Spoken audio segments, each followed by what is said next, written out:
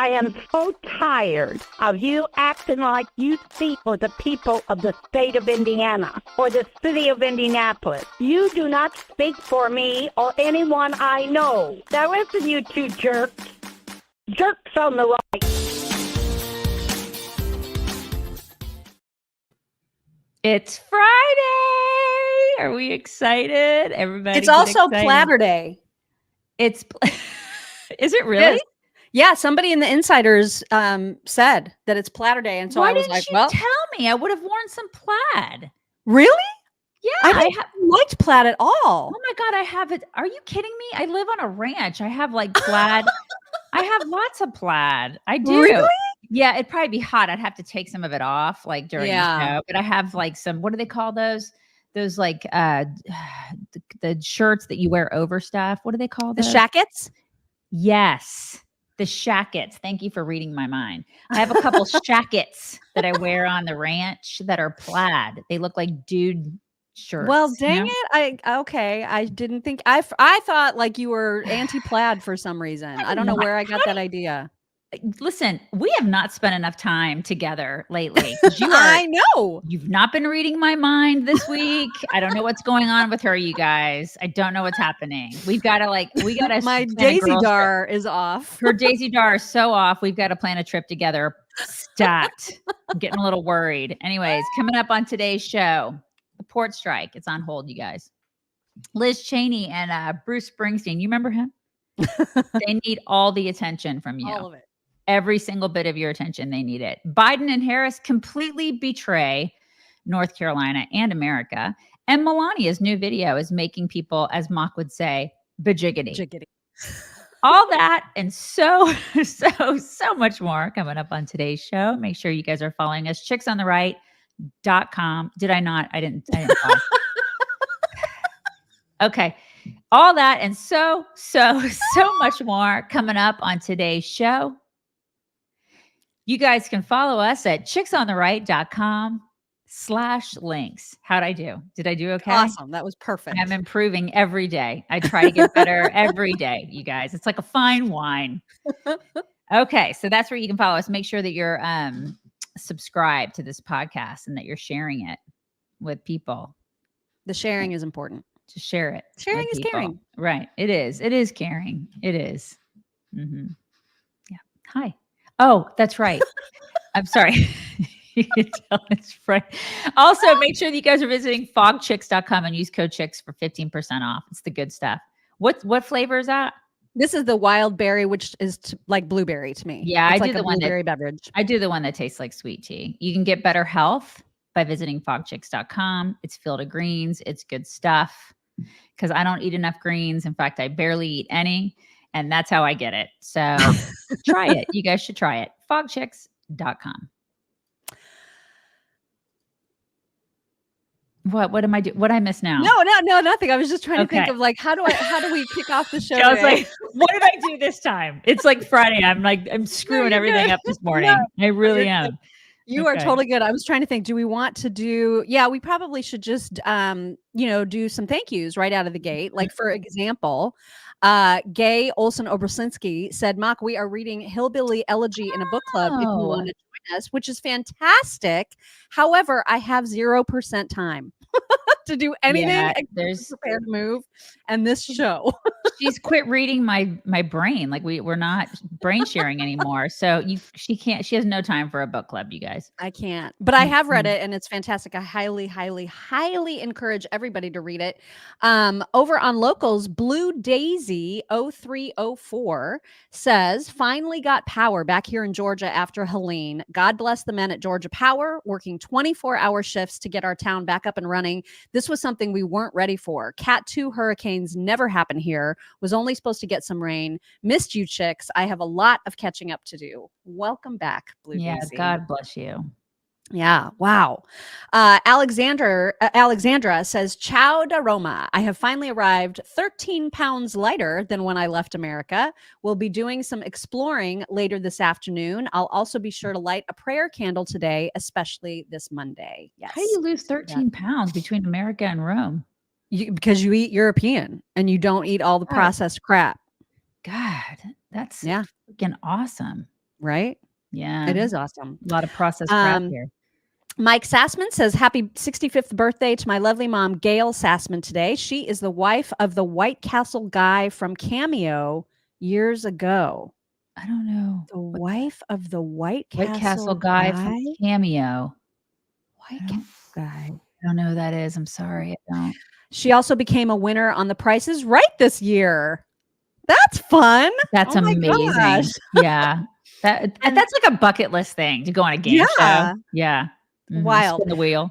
C Noon says, heading to DeSantis land for Bestie's surprise 60th. She is the mock to my Daisy. May meet up with Tim and dance. Springsteen can suck it. Love y'all. Have a great weekend. Airports suck balls. Christine put a lot of stuff in that one comment. So much in there. That was awesome. And then also from our Rumble Pit crew, from, let's see, Living the Gen Life, she said the longshoremen are gross if they would rather cripple the economy that pays them and to hold back technology and progress just so that they have an overpaid job. I agree with that. That is absolutely right.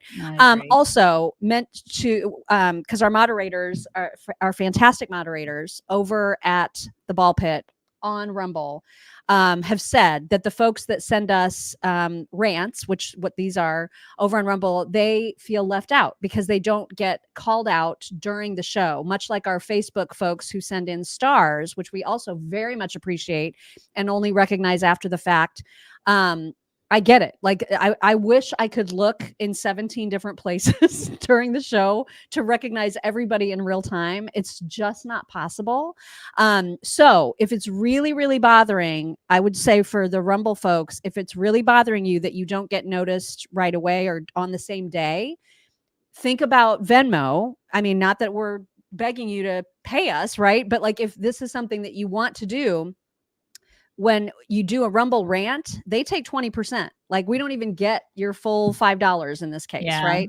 Mm-hmm. So with Venmo, we get the vast majority of it. And I see those in real time during the show. So if your aim is to be called out in real time, or at least in the same day, then at Chicks on Right is our Venmo. And then I can see them in real time. Again, not that this is a requirement. I'm just simply saying, I feel bad that I don't see those until afterwards, but that's just kind of how there's your alternative, works. Right? Exactly. Mm-hmm. That's the alternative. Also, if you are in a position right now, as so many Americans are, where you're feeling stressed because of finances and you're maybe putting more on your credit cards than you'd like to, and you're having trouble meeting your monthly bills every month, you are absolutely not alone. And this is obviously the fault of Bidenomics. We know this, and we know how hard it's been on people, but we have help. Help comes in the form of donewithdebt.com. Friends and sponsors of the show, you can either visit donewithdebt.com or you can call them at 888-322-1054. You can speak to a debt relief strategist for absolutely free. They have amazing strategies, aggressive strategies designed to get you out of debt permanently. They negotiate with your creditors. They can help get some of your balances written off. They can cut your interest rates. They can stop penalties. They have so many ways of helping. So feel no shame. Just get the help that you need before you do something drastic like filing for bankruptcy or taking out loans or, getting another high interest rate credit card. Don't do those things until you've talked to someone at donewithdebt.com. Donewithdebt.com. All right. Wanted to show just one of the most ridiculous headlines I've ever seen in my entire life. And this came from the Daily Mail. Do you hate the smell of BO? Oh my God. You might be xenophobic. There's a bizarre study that finds people who are sensitive to disgusting smells are more likely to have negative attitudes towards migrants. Okay, wait. So they're making a connection between BO and illegals. That's xenophobic. That's what they're doing it. The Daily Mail is they're doing that. The study is doing it. They just did that. They did that. So basically what they're saying is illegal smell. Right. And you're a xenophobe if you don't like that smell. Yeah. Yeah. What is even happening? Do you guys remember when journalism still existed? You remember? And they actually wrote things. I know it's really hard. I know it hurts. It gives you a headache. You're going to need an Advil just to think back that far. But yeah, it used to exist and now no more. We're talking about, this is ridiculous. Oh my God. I know. It was so funny because like find me a human that doesn't hate that smell. Right? Yeah, well, like that's some unusual thing. If you're disgusted by the smell of BO, then that's weird. What? I just can't believe how many sharks we have jumped. I know, and right? This is where we are now. You cannot listen. If you can't not like the smell of BO. What? Yeah. What? What's wrong with you, jerk? That's why we're jerks on the right. Okay. Also, in other hilarious headlines, and speaking of how bad journalism is these days, this is also hilarious. So on September 29th, ABC News had a headline that says, why Tuesday's vice presidential debate could matter more than history suggests. And then literally a couple days later, why VP debates aren't that important. Yeah, they're not important, you guys. They're not important at all. Do not read their own stuff. Pay attention. Don't pay attention to the man behind the curtain. It's just ridiculous. I just can't. Like everything is so dumb. It is. Our world is borked. And speaking of dumb, this whole port strike thing has just been ridiculous. Now it is suspended, which is good news for prices, right? And good news for everybody that needs things, which is everybody. But the fact that we are where we are is just so ridiculous. And we're going to just rewind a little bit before we get to the Bret Baier breaking the news that the strike is suspended for now. Yesterday, Kamala released a statement basically backing the Longshoremen, talking about the vital role that they play, how Donald Trump sucks when it comes to American workers. I mean, it was just the most pandering and pander town. You know what I mean? Just because she needs their vote. Obviously. And she does not have How many folks support Vice President Harris? Any hands? No hands. Okay. Wow. Okay. It's nobody's business. It's nobody's business, says one man. So there you go. I tried Maria, and interesting. Fine. Yeah. There you go. Wow. Interesting. It's nobody's business, but they've always made it people's business in the past. Mm-hmm. So don't you find that interesting? I mean, that silence is deafening because it's like one of those, okay, well, we all know who you're going to vote for. Obviously. It's like, but the thing is that the leaders are still sort of lockstep in with the Democrats. But then the actual workers are like, screw them. We want to vote for Trump. But they don't really have leadership that's in agreement with them. It's all so crazy. It's so dumb. All of it is just so dumb. Uh-huh.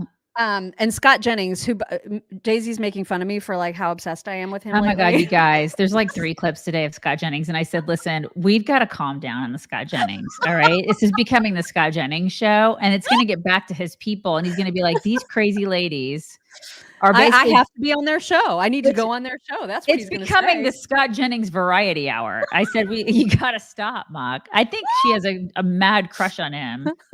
I mean, I just a tiny bit, but also can't stop, won't stop.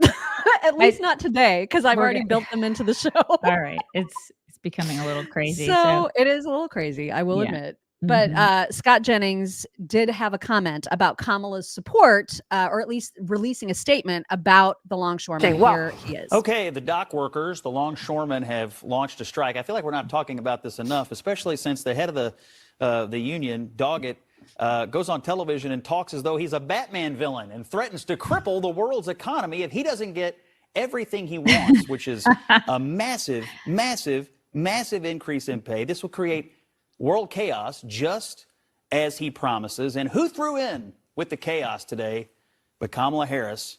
This is not a time for more chaos. If I were in her shoes, I would have done the exact opposite and stood up to these bullies and stood up to this union thug and said, no, no, no, we're going to have a reasonable conversation here. But that's Harris right now. She's struggling so much with union workers, she'll do anything they say, and that has severe consequences for the United States. Well, I mean, you have balls, Scott. You actually have those, and she doesn't. I want a 62% wage increase. Who can I hold hostage to do that? Can I please Can we have as well? that? I'd like to know who I can hold hostage and threaten in order for that to happen. Can we? And can you imagine if we did that? If we my God. if we were just like, I want a 62% wage increase and F all of you until I get it. Who? And we let these people just get away with it. She's letting them get away with that. She's treating them like the toddlers that they, in a bad parenting way. She's a terrible parent, and she's treating them like toddlers, like being a bad parent. Oh, you want the chocolate? Let me give it to you right now. Let me give you every toy and every piece of chocolate that you want. That's exactly how she's treated. You can tell she's never actually parented toddlers. Well, exactly. And so as this was going on yesterday afternoon, there was this beaming light that came from above in the form of Governor Here we go. DeSantis. Here it is, y'all. Here it is. And as always, as he does with every single issue there is to tackle, he led and he came out in front and had a total plan, everything coordinated. He figured out exactly how he was going to save the day. And he was like, we're not putting up with this. We are not doing this. He said, disrupting the distribution of food, equipment, supplies as the Southeast U.S. recovers from Helene is unacceptable. Floridians need a reliable, steady supply of resources and building materials. And therefore, here's what we're going to do. And he listed out all of his plans in a tweet. And then he also obviously gave a little press conference about it. At my direction, the Florida National Guard and Florida State Guard will be deployed to critical ports affected to maintain order and, if possible, resume operations, which would otherwise be shut down during this interruption. Florida Department of Transportation is coordinating calls with seaport, rail, and trucking partners to ensure that all are prepared and positioned appropriately to limit disruptions to the supply chain and other areas should this continue. I'm also directing Florida Department of Transportation to temporarily waive the collection of tolls and other fees for commercial vehicles using public highways in Florida and waiving the size and weight restrictions normally governing vehicle transportation for the duration of this emergency. This will help expedite the movement of goods that have been impacted from seaports to intermodal logistics centers, distribution centers, and delivery points, and very well may help offset additional costs incurred by operation during this period. Finally, I'm directing the Florida Highway Patrol to manage the flow of traffic from all Florida seaports and adjacent roads and highways as needed to further expedite the flow of goods that are currently being held up. This will include the provision of law enforcement escorts for commercial motor vehicles by FHP officers upon request.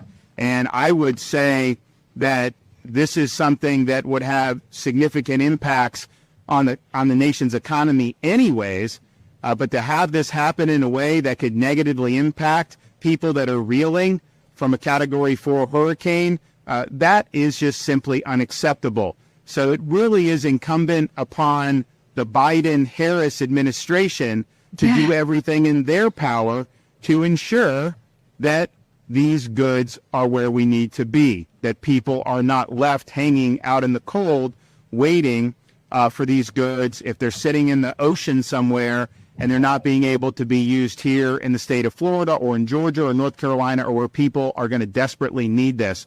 We need to accelerate. We have no time for delays. Biden-Harris has a responsibility to stand up for the storm victims, stand up for the people who've had their homes damaged or who've lost their homes, and make sure they have what they need to get back on their feet. He's the guy in school that was in a group project and he's like, just let me do it. You guys are losers. Yes, he's so him. You guys remember, there's always one person that did every group school group project. Yes. He was that guy. And he's just like, just step aside. You guys can't do this. Freaking morons. Yeah. I mean, he's got a plan. He puts it in action. He just does not F around. You know what I mean? Like when there's a problem to solve, he solves it. Totally. And it's we just, and honestly, everybody who runs for office and wants to have that leadership, they want to have that role, they should be like him. Yeah. I don't know why everybody just doesn't follow his example. Right. All or the time. step aside. Step aside. If you can't do that, especially the president and the vice president, if you can't do that, GTFO. Exactly. And the memes, you guys, so there was this one. DeSantis is about to F this guy up. Which I love it so much. So great. But this was my favorite because that cartoon version of Daggett is so perfect, where he's saying, we're going to on strike and shut the ports down during recovery from a natural disaster. And DeSantis is like, no. You're not going to do that. Here, look at my balls. Look at on my watch. Yeah, they're bigger than yours. And then later on in the day, then this happened. And I think it's because of DeSantis. Breaking tonight, we're getting reports union workers have reached an agreement to suspend their strike until January, telling our Alexis Adams on the dock there that the strike is over. One of the delegates saying that the ILA union notified all workers that an agreement has been reached and that port workers must report back to work tomorrow. We're being told that a final deal will have to be struck by January 15th, giving a lot of time here. Otherwise, the proposal for a 62% wage increase goes off the table, but it seems like for the interim that this standoff with ships off the coasts of these ports will come to an end. Until January, at which time a new president, whoever that president's going to be, has to deal with their bullshit. Right. I mean, there's a lot of rumors floating out there. I saw even people in our locals and insiders going, I'm hearing rumors that Vance had something to do with this. I have not seen any evidence to suggest that JD Vance had anything to do with this. People are saying or giving credit to Mayor Pete. People are giving credit to Biden Harris. I don't know what actually got this suspension of the strike. I haven't seen Pete at all. I haven't. He was out. He was like making comments yesterday. Oh, that's okay. He like did that in between chest feeds. Okay, that's nice. The only thing that makes sense to me is DeSantis came out fighting and swinging and saying we're not going to put up with this bullshit, and they backed off. Yeah, that's the story I'm sticking with until January. They backed until off. January. Exactly. So we'll see what happens in January. Can't wait for that. You guys, it is cozy weather. It's not for you, but like for the normal people in normal states that have a fall, normal climates. Yeah, that's true. In normal climates, it is getting to be cozy season. And that is one good thing about fall is that you do get to like bundle and get cozy. Oh, I love fall. I love fall here. I can still wear cozy stuff. I can wear cozier stuff here because it breathes. I do love it. I have good news for people in your neck of the woods when it comes to Cozy Earth. I mean, Cozy Earth, first of all, if you have not tried sleeping in Cozy Earth sheets, you are seriously missing out. They're like a softness that is so extraordinary. Yeah, it really is. And it's crazy because the more you wash them, the softer they get and they never pill. I don't know the magic behind how they do this, but their sheets are pure luxury. Pure luxury. And now for people who don't get a fall quite as quickly as everybody else, I just saw on their website that they have the cutest summer dress. You guys, look at how adorable that is. Oh, that is super cute. Right? Oh my gosh, I love that color too. Yeah, they have, this is, do they have a hunter green? Has that a hunter green? Because I think it's like a navy or it's I'm called all about Eclipse. I think it's navy. I'm all about the navy. Black, I'm a navy girl. And then this cacao and ebony. Got to get that. Oh my God. It's so cute. It is so cute. So I love that they've come out with some, because they've always had the joggers, which are pure luxury too. But this is so cute. And so I just love it. Absolutely love this dress. And it's so versatile. Everything that Cozy Earth does is it's like adding a touch of luxury and cozy to your life. It is amazing. And you can save 40% right now when you upgrade your nights and transform your days with Cozy Earth. It's cozyearth.com/cozychicks. And then the promo code is Cozy Chicks. That's going to get you the 40% off. So think about it, not just because you want luxury for yourself, but maybe you've got a very picky friend or a family member that you're like, I got to knock this Christmas present out of the park this year. Yep. You cannot go wrong when you go to cozyearth.com/Cozy Chicks and then use promo code Cozy Chicks. Do it. I think people listened to what we said at the beginning of the show and they went a little bit crazy on the Venmo machine, you guys. Oh my gosh. Oh my gosh. Wanda says, I'm sure it's the last thing on their minds, but how are the hurricane victims in Tennessee and North Carolina going to vote? We're getting to that. That's a great point, and we're going to talk about that. Mm-hmm. Kaylin Riddell says, love you, chicks, and all of Chick Nation. Sherry Foth says, good morning from Texas. Thank goodness it's Friday. We echo that sentiment. Laura Steinbeck says, Harold Daggett is the love child of Archie Bunker and Tony Soprano. Oh my God, I love that. So perfect. It is perfect. Jeff CM says, if buggy whip makers were longshoremen, we'd still be buying buggy whips for electric cars. Exactly right. Yep. That's exactly right. Yep. Nancy King says, DeSantis is a rock star. Is he? He is. Ever? He is a rock star. And Melody Daniel says, DeSantis makes the founding fathers proud. I love that.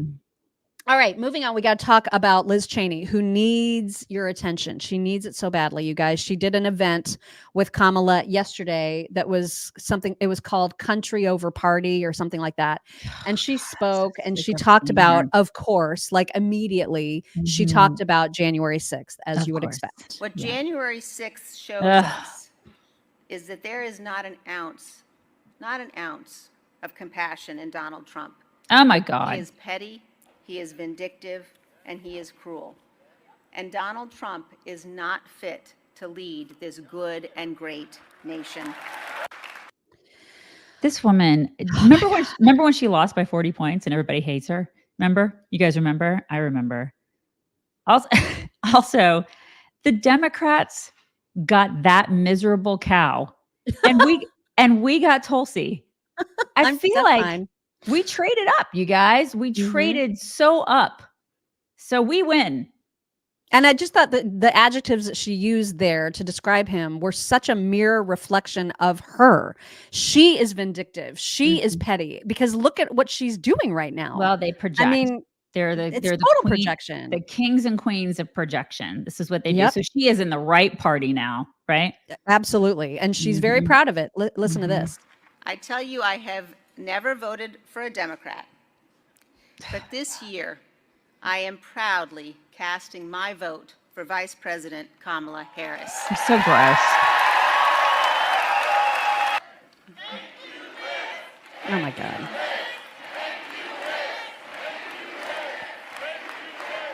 Thank you. But mostly we're not going back. Thank you. These people are so gross. I mean, she really is disgusting. And they're such warmongers. I mean, like, I hope you're happy.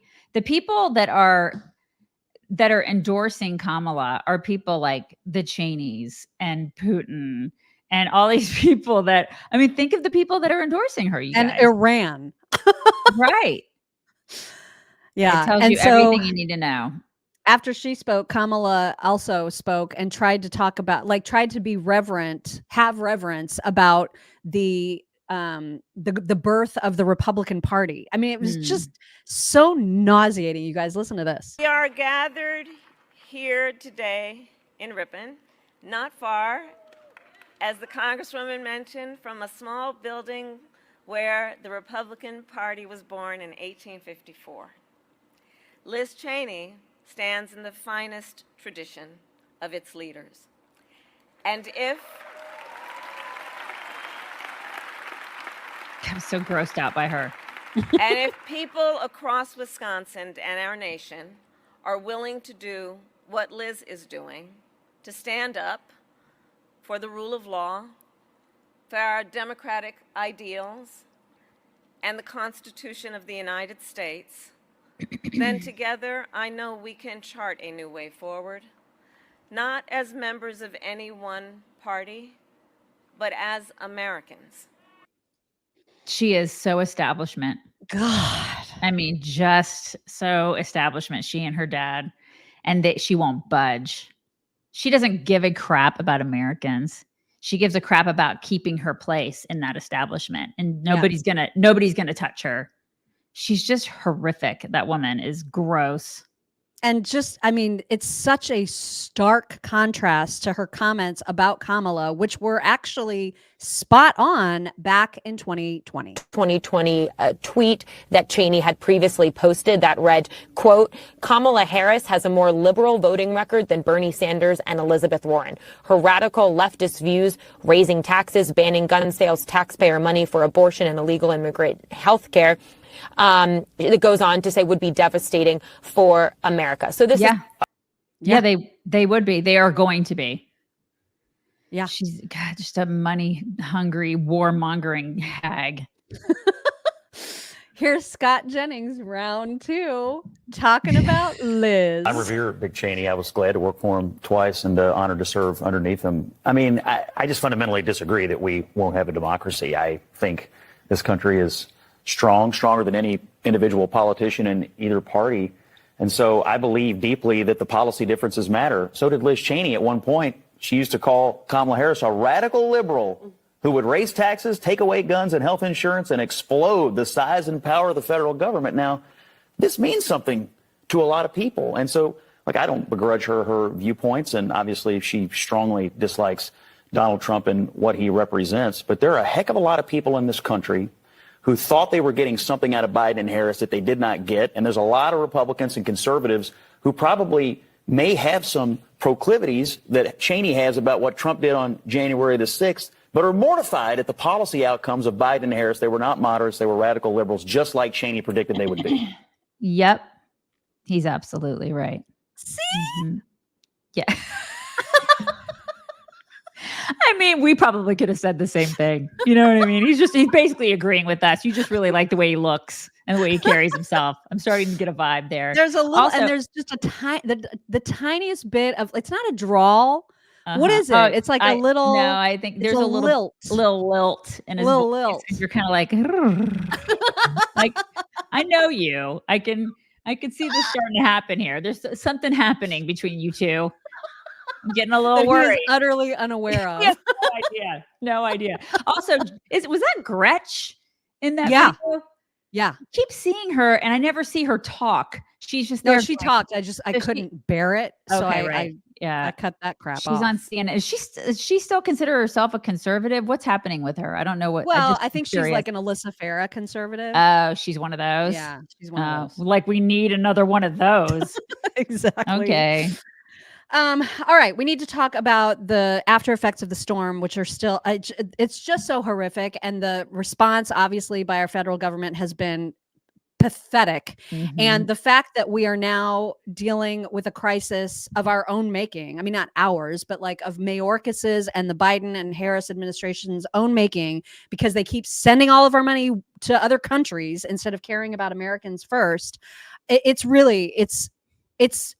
It's just unacceptable. I mean, it's just unacceptable. It's unforgivable. It's unforgivable. And it's interesting too, because it took Biden, what, 6 days, at least 5 days to make an appearance. Harris too. I mean, they just were he was too busy being on the beach. And I was reminded yesterday of how critical Obama was of George Bush's response to Katrina, and he responded in 3 days. And so the double standard is pretty amazing. Tom Elliott tweeted about that in advance of playing this video of Obama. Of New Orleans and the Gulf Coast extended their hand for help. Help was not there. We can talk about levees that couldn't hold, about a FEMA that seemed not just incompetent, but paralyzed and powerless, about a president who only saw the people from the window of an airplane instead of down here on the ground, trying to provide comfort and aid. Interesting how that works, right? Yeah. Mm-hmm. Yeah. I don't remember any pictures of Bush on a beach hanging out. Definitely not any pictures of that. I mean, they've turned FEMA into a piggy bank for illegals. That's what it is now. There's no money left for these people. And you guys, FEMA's mission, if you go to their, like the website, if you look and see what their actual mission is, what they are supposed to be using our hard-earned money for, their mission is helping people before, during, and after disasters. It's not for freaking illegals. It's not. So they have misused our funds. Who's going to be held accountable for that? Exactly. I mean, I would like to know. It's like somebody needs to be fired. Somebody. I need to see that. Like, you need to call your representatives. You guys need to inundate them. Like, seriously, I know there are like several people watching this right now. Call them and say, this is unacceptable. It's unforgivable. Do something about it. I pay you a shit ton of money. And I need you to do something about it because you represent me and that's my money. And I give you money to do your job. And these people in the federal government aren't doing their jobs. They had one job and they gave they spent $1.4 billion since the fall of 2022 to give to migrants, to illegals, and they don't have enough for people during this disaster. Unforgivable. It's just extraordinary. And then the worst part is that when FEMA finally tried to mobilize to actually provide help and assistance on the ground, they ruin everything. Like they're utterly in the way of people that are doing really, really good work. So you're about to see a video from Tim Kennedy, who is saying exactly what's happening and how in the way FEMA has gotten with regular operations that they're trying to get done.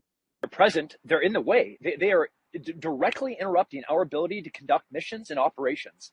And I'm not going to disparage anybody because we are trying to work within partner relationships, both government and non-government entities within state and federal and county.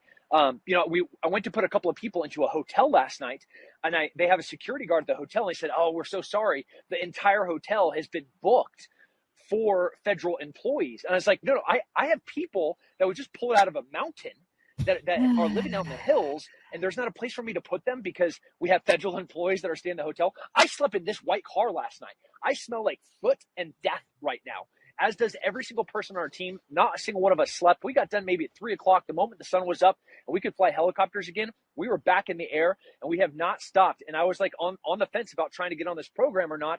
I want people to understand how incredible this organization is, Save Our Allies, and all the work that all of these volunteers are doing. But people, this is biblical level devastation. This is apocalyptic, the things that we see out there.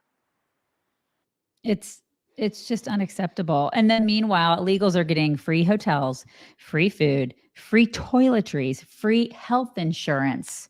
They're getting all of that. I mean, they're getting rent paid, you guys, and they brag about it. We've shown videos on the show in the past of them, in New York, other cities, talking about, oh yeah, I'm getting all this stuff paid for. I'm getting all this stuff, childcare, everything paid for.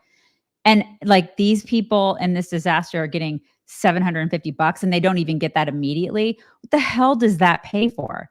I mean, these people in government need us in order to operate. They need us in order to get the power that they have. And they have way too much power. We've given them way too much power to decide this crap that we don't want them to decide. Like this is not a decision that I made. I didn't make this decision. I don't want this money going to illegals. I want this money going to the people that need it. And these people are not getting what they need. This is not okay. And I am sick about it. Oh my God. I mean, we're going to be taking you on quite a roller coaster of emotions throughout this discussion because you're going to feel some rage in a second, probably like you haven't felt in a while. But here's another quick video of Corey Mills, also on the ground, talking about FEMA and how useless they have been. The other thing is that yesterday for President Biden's, dog and pony show to come in and see photos, he put a 30-mile TFR, which is basically a restriction in the air zone, which means that he actually stopped from 12 o'clock until 4 p.m. He stopped air traffic and helos from transferring supplies, dropping SAR teams, picking up individuals from medevacs. So that was not only irresponsible, but if you're going to come a week later, at least make sure that you're not trying to, hinder in any way further the actual operations that are being led by civilian organizations and veterans such as myself and others that are trying to do what is right. And so I found the entire response so far to be not just lacking, but irresponsible and inept. Oh my God. This is when you're going to rage. I can't. Well, I already rage because I see his face. I know his stupid face. I hate his face. The juxtaposition of these two videos, one from May of last year, where he's bragging essentially about all of our money being spent on illegals, to just yesterday when he's announced, oh, we're out of money for the people that need it here in our own country. It is, you will see. FEMA is going to be playing a pivotal role in our shelter and services program that is poised to distribute $363 million to cities and communities in need of funding. Asshole. We are meeting the immediate needs with the money that we have. We are expecting another hurricane hitting. We do not have the funds. FEMA does not have the funds to make it through the season. I cannot express to you the hate that I have. I know I'm not supposed to hate, but I hate. And yeah, straight to jail. This is treason. Taxation without representation. You guys, we fought a revolution over like a 2-cent tea tax. Like I just can't. I cannot with this. I cannot believe we put up with this crap. And it'll continue. He'll probably stay in his role if Kamala wins. Right. He'll get a raise. He's going to get a pension. I paid for his retirement. I can't even afford my own retirement. And I got to pay for this jackholes. You have no idea how much this infuriates me. I try so hard to stay I'm trying so hard. I know we got to have fun on the show. I know. It's like, I get it.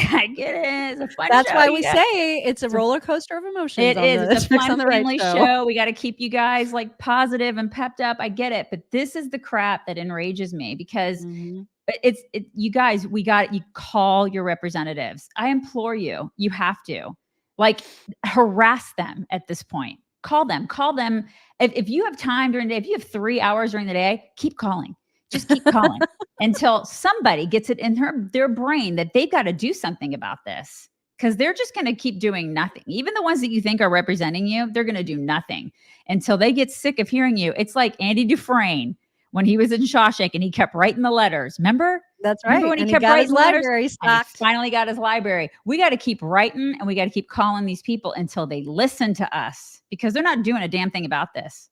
I don't know what else to do. No, they're not. And the Attorney General, Ashley Moody is her name, of Florida, spoke out shortly after Mayorkas said, hi, we're out of money. And here's what she said. Todd, everyone should be waking up this morning outraged by that comment.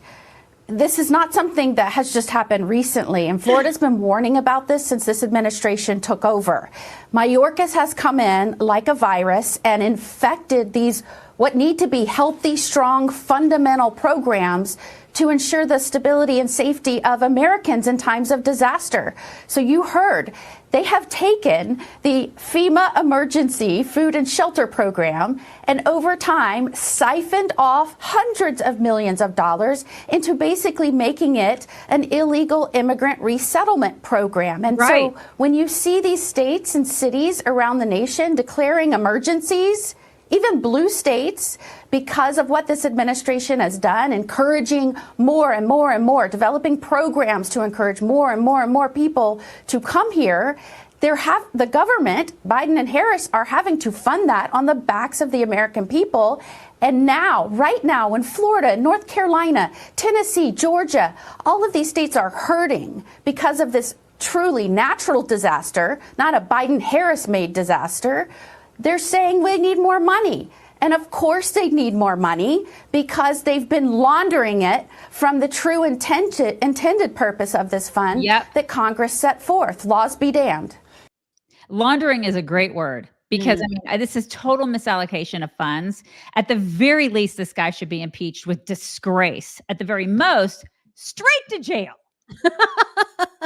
Honestly. Off with his head. I mean, I'm serious. How is this okay? Oh my God. If it were a company in the private sector, somebody would go to jail.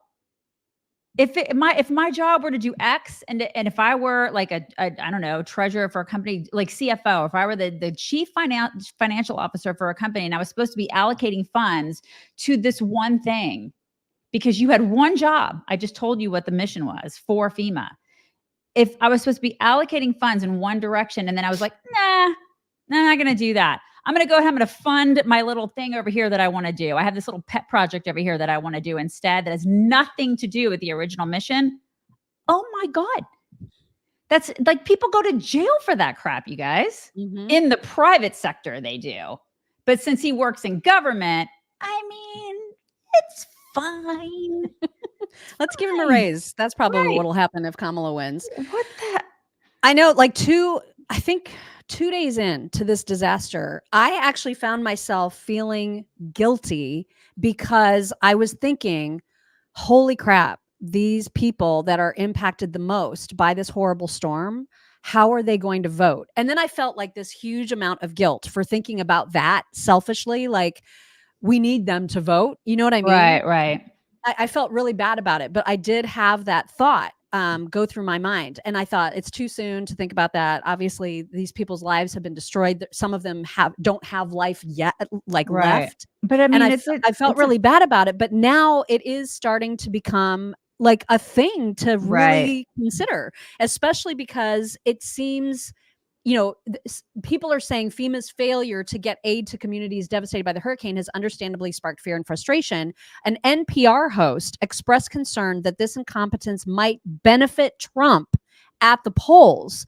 But on reflection, a different thought crossed my mind. While the survivors of this disaster might be more inclined to vote against Kamala, it's doubtful many of them will be able to vote at all. Because they are in total, just basic just survival. I need to breathe and make it for the next 5 minutes. They're not thinking about where am I going to send a ballot. And I don't blame them. How can you blame them? Right? No. But they're essentially disenfranchised because of the federal government's failure to provide them the relief that they need. Oh my God. And You're it's right. horrifying. No, I mean, listen, I know we don't want to talk about that, but it's something that needs to be brought up. And it is a fact. You're absolutely right. I wouldn't be thinking about voting. No. If I didn't have a home or a place to and if I were having to provide for my kids and trying to figure out where am I going to go next, what am I going to do? Of course, you're not going to be thinking about voting. You're going to be thinking about politics at all. But yeah, it's not good. No, it's not good at all. It's really, it's so frustrating. And the fact that Biden just yesterday was asked about what the people in these affected areas need. And he was like, wait, what storm? Like he didn't know what storm they were talking about. And then he had the gall to suggest that all of the people are really happy with the support that they've gotten from him. I'm not making this up. You're going to hear it straight from the horse's mouth right here. It's mean to Liz horses. Cheney not only did something for courage, but wait a minute. This might not be the right clip. Father's daughter. What does the state yeah, the storm this is zone it. need, Mr. President? Okay. What do the states in the storm zone, what do they need after what you saw today? Oh, in the storm zone. Yes, sir. I'm wondering what storm you're talking about. Oh my God. They're getting everything they need. And they're very happy across the board. So we just got to I'm going to have to go back to the Congress and get some more money for it. The rage. How does he say storm? Something like that? What storm? I didn't know what storm you were talking about. Oh my God. I can't. There are no words. They're getting everything they need and they're really happy with me right now. Okay. You guys, this is our president. This is our president. And there are people in this country who want more of this. Because listen, Kamala is 2.0. Kamala's in charge right now. And they want more. They think, you know what? Let's promote her. These people are doing a great job. Let's promote them. These people and Mayorkas and all these asshats, great job. Let's promote them. Oh my God. I know. I can't. And you're not the only one raging. Stephen Miller also raging. Sean, this is the gravest betrayal of American citizens this country has ever seen. The reason why those Americans in North Carolina, those mothers, those fathers, those precious little children were left to die, were left on rooftops begging their government for help that never came, is because Kamala Harris turned FEMA into an illegal alien resettlement agency. Its manpower, its dollars, its resources, its mental energy was spent over the last 4 years learning how to do one thing, how to get illegal aliens from outside the country into your town. Yeah, and they're flying them. Mm-hmm. You know, if you think they're just coming across the border and it's like, oh, we got to take care of these people. No, they're freaking they're using our money, that FEMA money that could be helping these poor people. They're flying them in on airlines. I hate these people. Oh my God, you don't hate them enough. Nobody does. I mean, there's not enough hate. There just isn't.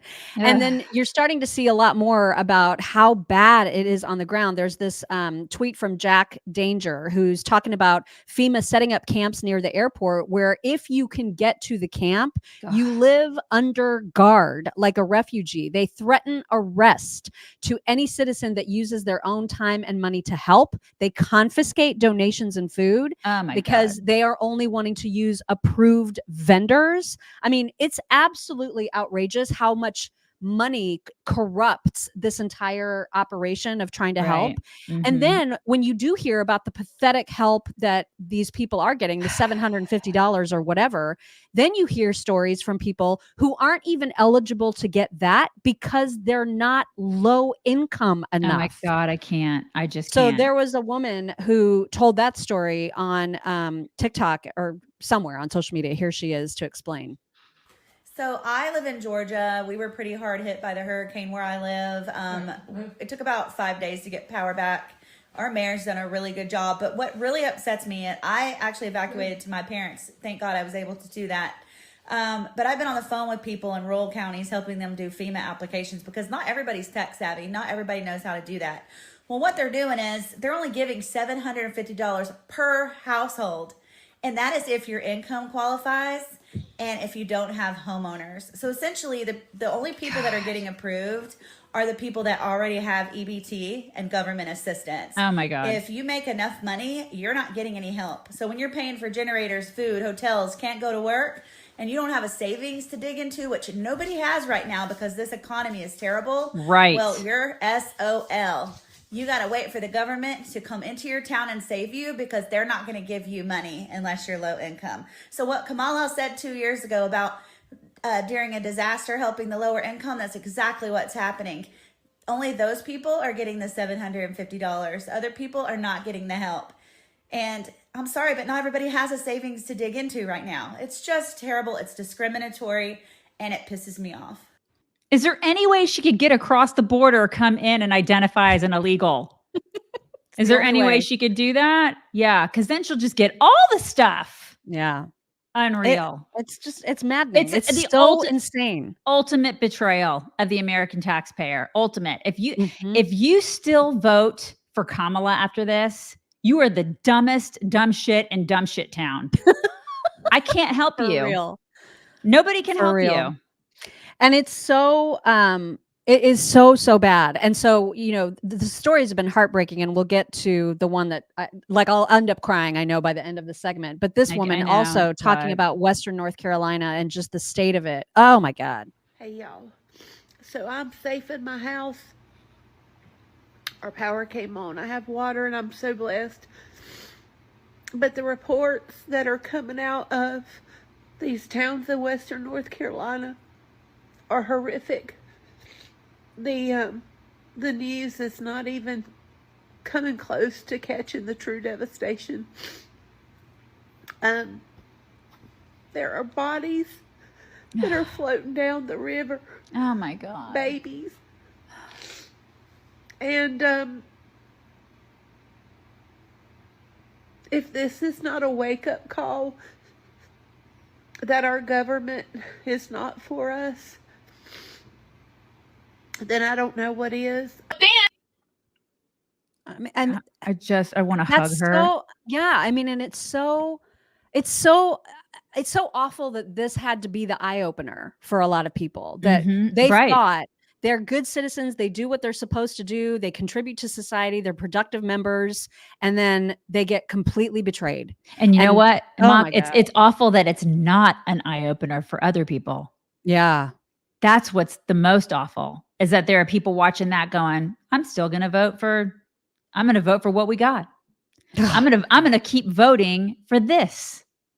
What is wrong with you? Yeah. Okay, comedy break, because things Please. are emotional. Yes. And then Thank unfortunately you. we're going to have more emotion, but like Okay. before All we right. do that, All right. this woman, there's tons of videos like what you just saw, tons and tons and tons of them, of people just reacting to the horrors of what we're seeing. Mhm. But this woman has a bit of a sarcastic sense of humor about it. So I thought it was just sort of a nice way to make fun of how ridiculous the government is being. Here comes the funny part. When we have a natural disaster on American soil, our own people crying out for help, hey, not even necessarily asking for money, can you just send a bottle of water? Do you have any saltines to spare? Can you send a few helicopters? We're literally passing away. Can you just drop a rope and we'll just hang on for dear life? Just get us out of here to this next town, please. Anything you can spare. Yeah, so here's the thing. We've actually just exhausted all of our funds and our time. I got this reservation at this really nice restaurant tonight. Yeah, you know what I'm talking about? True. We've been waiting forever for this shit. I ain't missing out on this fucking pork loin. See, we would send people to help y'all, but these other countries are at war right now and we gotta go help them. I'm sorry. I know. I hate it.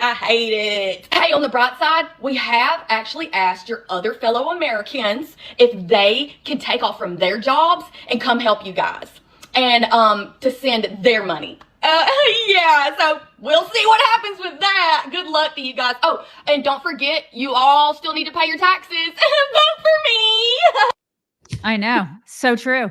I mean, That's that is exactly what it feels exactly like. what's happening. Yep. And then go ahead. So many people will. So many people will vote for her. Yeah. And then amazingly, they're still using this utter devastation to frickin' make this about climate change. Let me close with this. Nobody can deny the impact of climate crisis anymore. Shut At least I up. hope they don't. They must be brain dead if they do. Yeah. Brain dead as you, I can't. Oh my Listen, God. I think I said this. I can't remember who I said it to yesterday, but even if it was climate change, all right, just hypothetically, say it was climate change. Say we gave them billions and billions more dollars just so the temperature would go down a degree in 100 years. And we actually controlled that because we think we're God. Okay. And we could do that. They still would misallocate the funds. Absolutely. They would take that money and they do shit with it that they're not supposed to do with it, as evidenced by Mayorkas and friends. So I don't care. I don't want to give them the money because they're a bunch of liars and they're thieves. Taxation is theft. We've seen that. We have seen that. We have seen it in action. If you can't see it now, I cannot help you. There's been one of the most devastating stories that we've seen throughout this whole thing is one that I haven't brought up because it's too upsetting. And then I thought, well, it's time to bring it up. And it is about the grandparents of a 7-year-old little boy who were trapped on a roof and then who didn't make it. And it's just the most horrific story. And the fact that there is a final picture of them is horrific. This is where they were waiting, hoping to be rescued, did not make it. They slid away to their deaths. This is them. You'll see a picture of them in obviously better times with that same little precious 7-year-old boy. This is the couple that passed away along with that sweet little boy. And so the mom of that little boy lost her parents and her son in this horrible hurricane. And she, along with, I believe it's her sister, did an interview. And it was so touching and so moving and heart-wrenching all at the same time. But I thought, as soon as I saw this yesterday, I was like, I can't pretend that this story doesn't exist anymore, even though it's upsetting. Everybody needs to see this.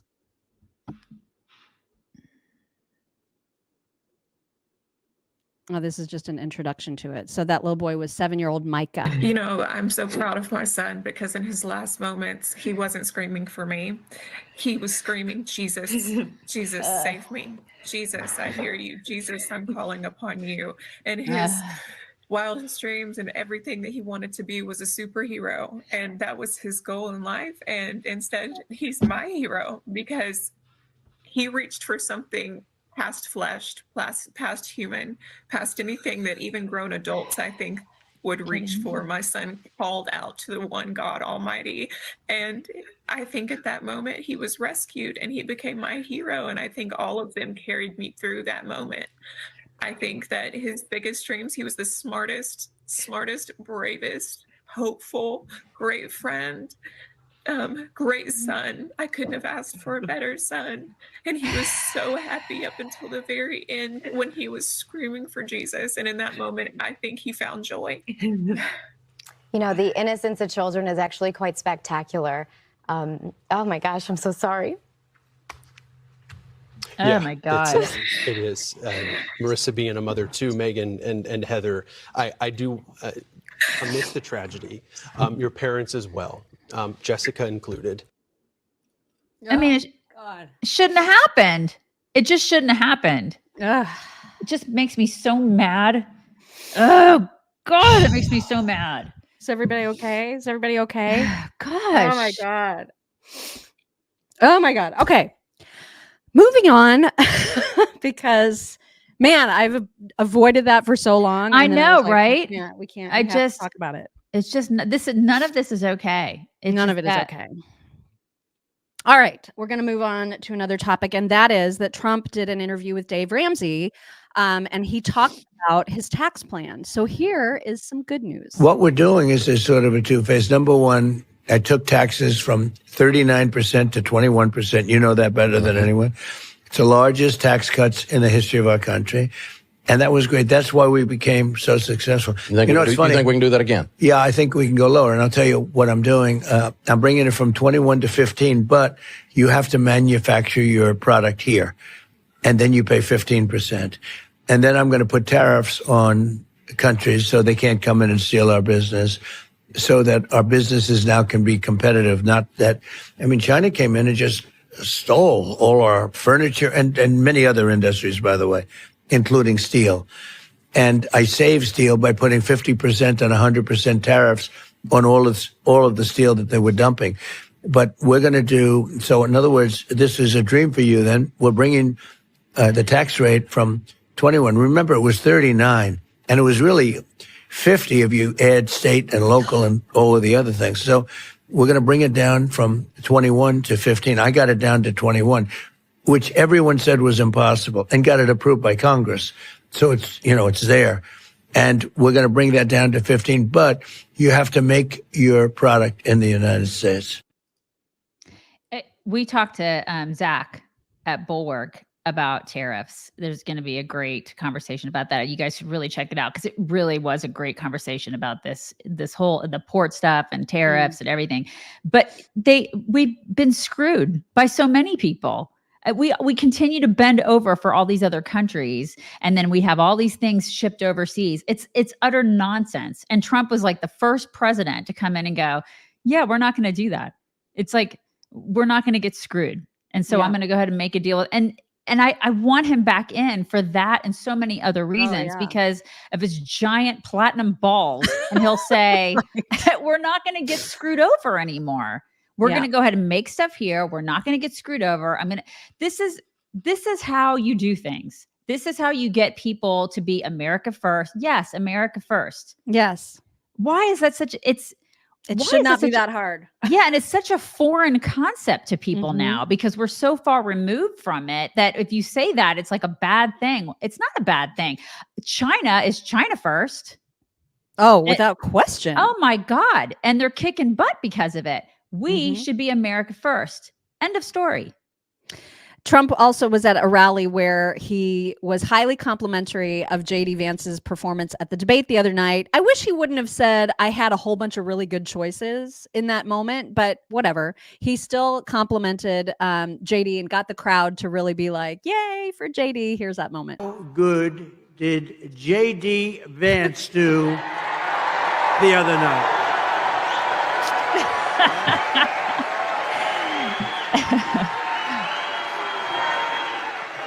Didn't he do great? He did. My God. Great choice.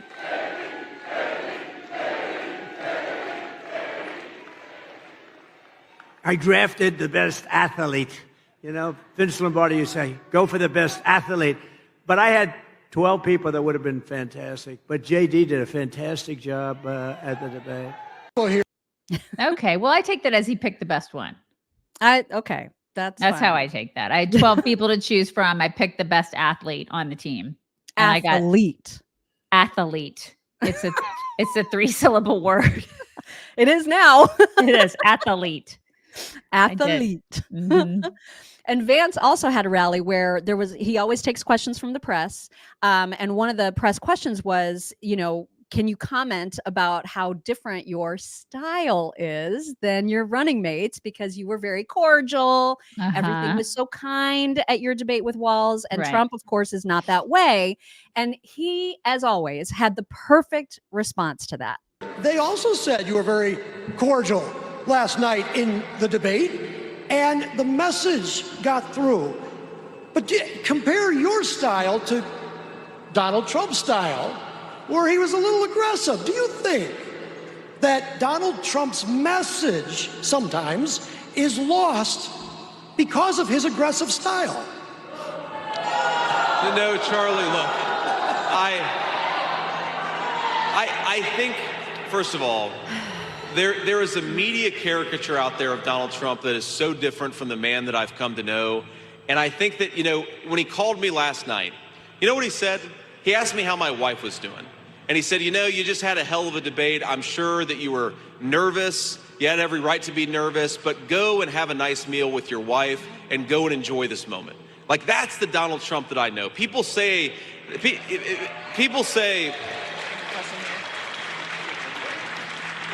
now look, the other thing I love about Donald Trump, and I think it's true of all of us, we can be so devoted to and so grateful to this country and its incredible opportunities, but then also be kind of pissed off that the leadership is failing this great nation. There's no there's no tension in saying, on the one hand, we've got the greatest country in the world, and on the other hand, Kamala Harris is doing everything she can to screw it up.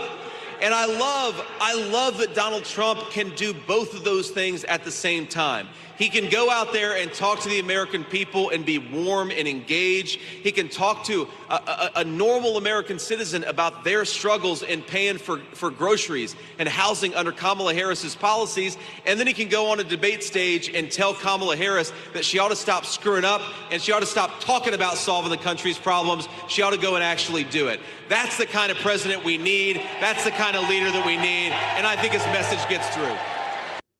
Yeah, I mean, I think he's so good. Yeah, and I think a lot of really strong dudes are like that. They can be kind of gruff on the outside and the exterior, then they're kind of squishy on the inside. And I think Trump is kind of like that. Plus, He's a little squishy on the inside. Yeah, and I think they balance each other out really well. Like my daughter-in-law, my daughter-in-law wrote me that night during the debate, and she was texting me, and she was like, "I really like how there's a balance here. I really like that." And she's a millennial. And I think that appeals to a lot of people. I think that it was a great choice for many reasons. And that's just one of the many reasons, is that they are a very good balance. Yeah. You couldn't have two Trumps. I don't think it would. It would never work. It would never work. And there really isn't anybody like him, right? But I mean, it wouldn't have worked if you would have had two super, charismatic guys like that. Not saying that JD Vance isn't charismatic, but over the top, bombastic kind of guys like that. I think it just wouldn't have worked. He's a great balance for him. Yeah. And better than Pence. Yes. For sure. There's no question about that. And speaking of Donald Trump's warm side, he showed that in the same rally when talking about what he likes to do with his time. But if I had my choice of being here with you today or being on some magnificent beach with the waves hitting me in the face, I would take you every single time, because we're going to make our country great again. Every single time.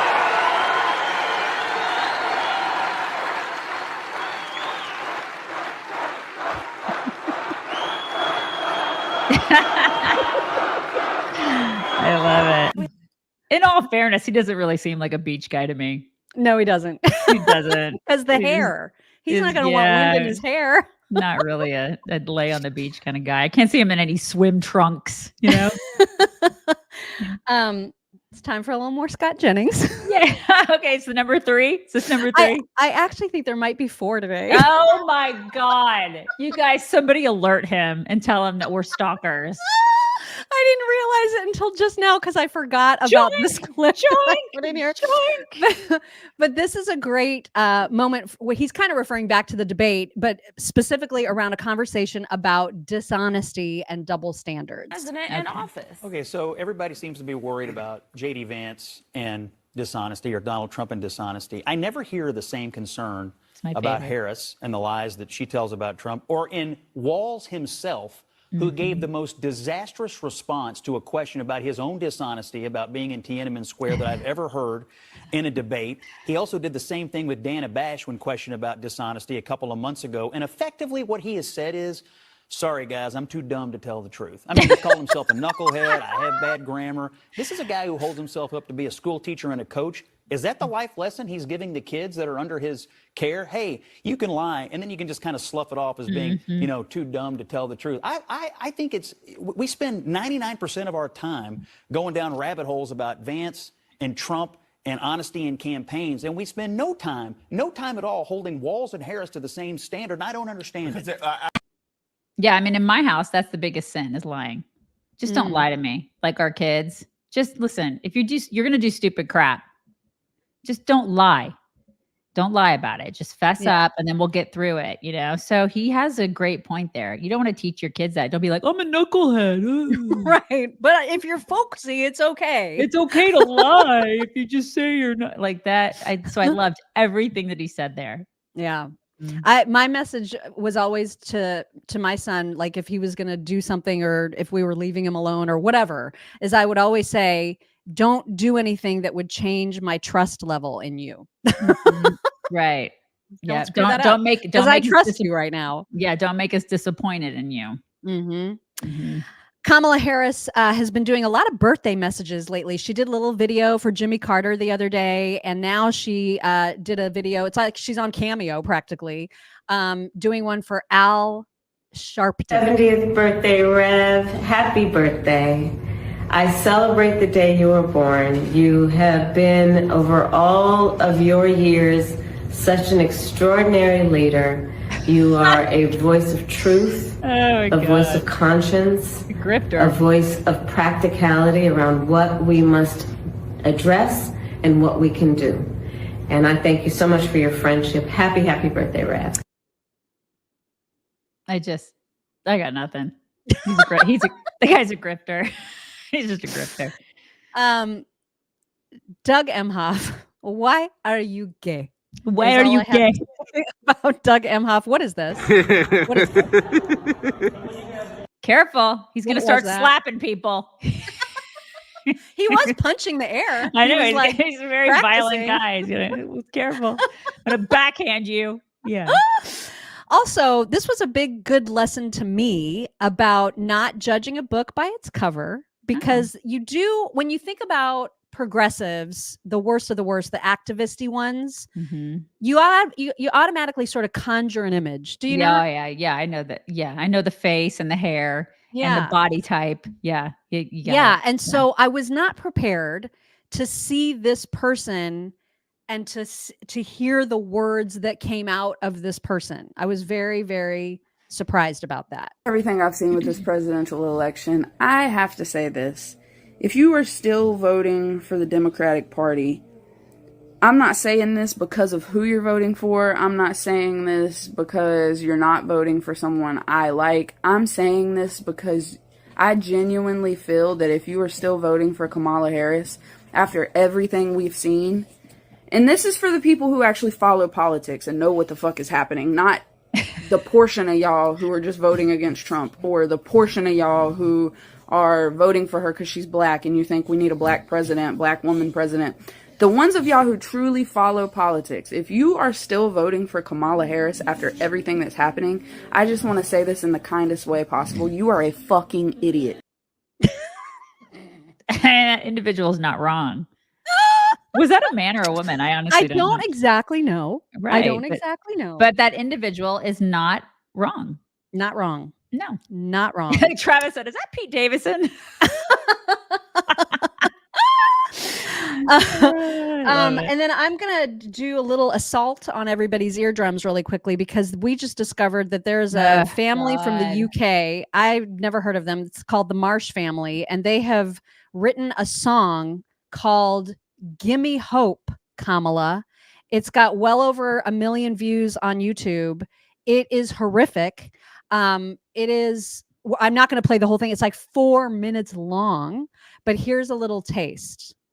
Just prepare yourself for this. When old Donald used to run the country, he sought division, tried to build a wall. He made a few of his people wealthy. Oh, he don't care about the rest at all. Oh my God. He's got convictions. He did the Is that dad on the left? Yeah, That's dad, right? Parents are on the outside. You know, dad has a girlfriend. Dad has a girlfriend. A boyfriend. Here comes the chorus, you guys.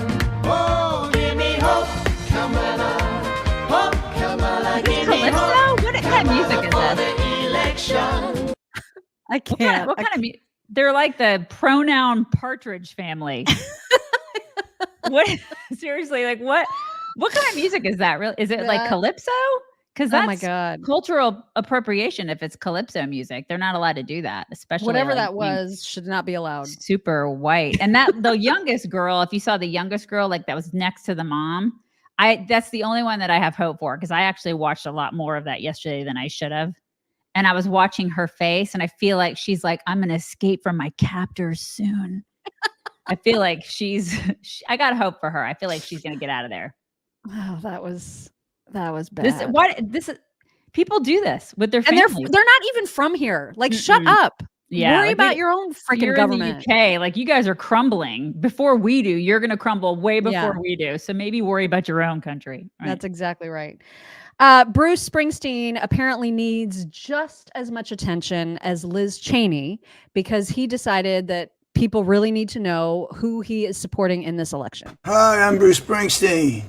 Friends, fans, and the press have asked me who I'm supporting in this most important of elections. No, we don't and care. With full knowledge that my opinions no more or less important than those of any of my fellow citizens, here's my answer. I'm supporting Kamala Harris for president and Tim Walz for vice president and opposing Donald Trump and J.D. Vance. Here's why. We are shortly coming upon one of the most consequential elections in our nation's history. Perhaps not since the Civil War has this great country felt as politically, spiritually, and emotionally divided as it does then at this moment. It doesn't have to be this way. Donald Trump is the most dangerous candidate for president in my lifetime. His disdain for the sanctity of our Constitution, the sanctity of democracy, the sanctity of the rule of law, and the sanctity of the peaceful transfer of power should disqualify him from the office of president ever again. He doesn't know what sanctity On the other means. hand, Kamala Harris and Tim Walz are committed to a vision of this country that respects and includes everyone, regardless of class, religion, race, your political point of view, or sexual identity. Oh, God, shut up. And they want to grow our economy in a way that benefits all, not just a few like me on top. That's the vision of America I've been consistently writing about for 55 years. Yeah. Now, everybody sees things different, and I respect your choice as a fellow citizen. No, you don't. But like you, I've only got one vote, and it's one of the most precious possessions that I have. That's why, come November 5th, I'll be casting my vote for Kamala Harris and Tim Walz. I'm bored. Couple things. I shortened that by a lot, by the way, because it was almost 3 minutes, it's and like I you was just- like, I'm just gonna get a little. God, I was little so taste of bored. that. That was not a real diner either. That was a set. You think? There's no way that was a real diner. There's no way. And no one was in it. Well, that's true. That's true. If it were a real diner, people would be in there eating omelets and drinking coffee. That's how real diners work. I go to them. Yeah. He doesn't No. go to real diners. No. It's the final Scott Jennings clip. I swear. I promise this is the last one. I swear. Scott Jennings, I apologize. Okay. And don't take a restraining order out on us. If you're watching this, please don't. We don't need another restraining order. We've already got one from DeSantis. We don't need one from you too. Okay. But this was his reaction to Bruce's announcement. Here we go. I can't think of anything I care about less than some moron celebrity. B, we got Hulk Hogan, and that's all I need. Moron celebrity. He's performed So 80 concerts in Pennsylvania. He's not like some out of touch LA celebrity. I don't care. Fair? I legitimately don't care because Joe Biden and Kamala Harris ran the country into the ground. I want directionally a center-right government, and I don't give a crap what some celebrity thinks about it who's got hundreds of millions of dollars. He's not affected by their But you care policies. what Hulk But Hogan working thinks. people in Kentucky do care about it, and that's where I live, and that's who I represent. And Gretchen was like, I agree. I want to say something. I've Look got at a me, I'm a crown beauty at queen. home. I got a crown. You want to see? I'll bring it tomorrow. I'll wear it. Also, Elon put out a tweet yesterday about immigrants and how we want, as Trump said, the best of the best. We want the athletes, if you will, of immigrants. The athletes. Yeah. I think he posted this in response to a Chuck Schumer video that I will show you after you see his tweet. But here's what Elon said. As a reminder, I'm very much in favor of expedited legal immigration for anyone who is talented, hardworking, and honest. America should be like a pro sports team that wants to win the championship. Draft the best players to enable the whole team to win. Or like Iceland. Be like Iceland. You can't get into that place unless you are unless you are like super talented. You've got something to offer. You got to prove to them that you do. You got to be like cream of the crop, man. It's true. You got to make a certain amount of money. I mean, they are very selective in their immigration. And we should be too. What's wrong with that? I don't think there's anything wrong with that. And people are like, okay, well, no one's calling them xenophobic. No one is. They call us xenophobic because they feel like we have to let everybody in. Why do we have to do that? Screw that. I don't think that we do. We should just let in the best of the best. We'd be better off. That is not at all what Chuck Schumer is saying. But I guess he's saying the quiet part out loud because this is overly honest, I think, for Democrats. Now more than ever, we're short of workers. We have a population that is not reproducing it on its own with the same level that it used to. He's so full of crap. The only way we're going to have a great future in America is if we welcome and embrace immigrants, the dreamers, and all of them, because our ultimate goal is to help the dreamers, but get a path to citizenship for all 11 million or however many undocumented there are here. Oh my God. Because he's not paying for it and he's not the one that deals with the ramifications of that. He's not. None of these people are. None of the public servants are. They don't have to deal with it. And they're always going to get a paycheck. Yep. A big fat one. Also, I know this sort of set of videos is kind of all over the place, but that's kind of what happens when we get to the latter part of the show, because there's a lot of random stray topics to get to. And one of those is about how Israel is going to manage its response to Iran's attacks. And this woman had such an interesting perspective about why this is the time. Now is the time for Israel to go guns a-blazing against Iran. And because it wouldn't just solve an Iranian problem, it would actually solve a whole bunch of other world problems. Here's her take. Once Israel goes after Iran, the head of the snake, likely there will be an internal coup in the corrupt Iranian government. Once that happens, the people of Iran will see an opportunity and will also flood the streets and protest and ultimately overthrow the mullahs.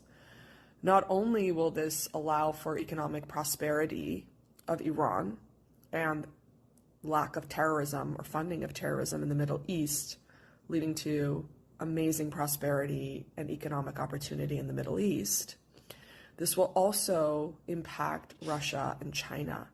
Russia, with the support of Iran currently, is able to uphold its war against Ukraine. That will likely not be feasible anymore. And China's fragile economy is being upheld by cheap black market oil, which they are currently obtaining from Iran.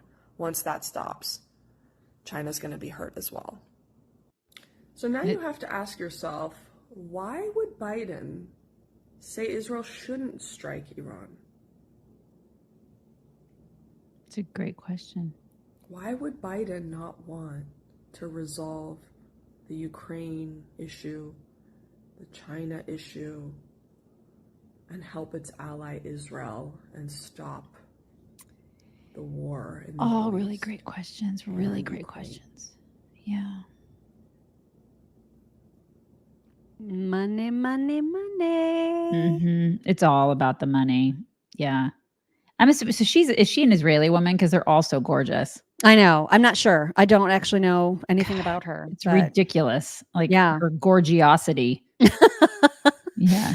Do you remember during the DNC? Was it the DNC or RNC? It had to have been the RNC. That moment where Kevin McCarthy was being interviewed by Caitlin Collins and Matt Gaetz came and started a fight with him. Yes, I do. Started chirping. I do remember that. They hate each other. Oh my God. I didn't realize just how the depth of the hatred, but McCarthy was on with Patrick Bet-David and Patrick asked him, have you mended fences? Like, have you repaired your relationship? And his answer was not just no, but it was this. How was the relationship now? Because I know I saw you guys at the RNC where he walked up to you while you're talking to somebody. You wouldn't be on the stage. You would be booed or something like that. Yeah. Are you guys better now or still there's no... No, I don't hang around with pedophiles. I'm sorry. Damn! Oh, damn. Oh, damn! Oh my gosh. That's Was an not answer. expecting that. Yeah, that was an answer. That's an That answer. was All an right. answer. I wonder if he's responded to that. Man, those two. I know, right? It's Yeah. It's kind of a fun little fight to watch. I'm going to be honest. And then that fellow that always goes to restaurants, you see him on TikTok and other socials all the time, where he'll just like be eating and he'll ask a question and then just be like, you know who I'm talking about? It's this guy. I have a question for AOC Yes. and Ilhan Omar and Yes. Kamala Harris and that Supreme Court lady. If white men are the greatest threat to America, why do you keep marrying them? So true. Yeah, he's always eating. That's like his shtick. Always. Yeah. There's never a time where he's not shoving food in his mouth. I know. with I the know. little It's so quips. funny. Mhm. And then the lady that everybody knows on TikTok too, she's famous for doing her rants about Gen X because she is one. She is one of us. And they're hilarious. And so she was responding to a guy's TikTok asking the question, why don't we ever have a Gen X president? He wanted to know. And she had a very good response, but hide your kids. Hide your wives. Hide your 'Cause dogs. She says all of the things. I also think it's really kind of weird that we never got a Generation X president. Have you met us? You don't want a Gen X president. You don't want us in charge of jack shit. Can you imagine a Gen X president coming in just fucking scorched earth on everything? The younger generations would shit their pants. They would be crying in the streets. They'd form like a protest, block the street to make a point. We'd fucking run them over. But what would our campaign slogan be? Like, fuck around and find out? 2028? Really not even that many of them in Congress or the Senate. Like, Nobody likes us. Who would vote for us? We don't It's even true. follow rules at our real jobs. We still eat cereal for dinner like 3 times a week. You don't want us in charge of the country because we don't give a fuck. and it's just like, what happened to this generation? So Y'all just like true. stay out of politics? Like, We've been in charge of shit so long, we are exhausted. We are done. Our brains are done. Y'all can fuck it up. Have fun. We're just gonna get old and die. Leave us alone. She's so right. I know. I love She's it. I love so it. right. Everything she said, spot on. Perfect, Mhm. right? Yeah, scorched earth. We would go completely like Elmo scorched earth on everything. Mhm. Okay, you're gonna get so annoyed.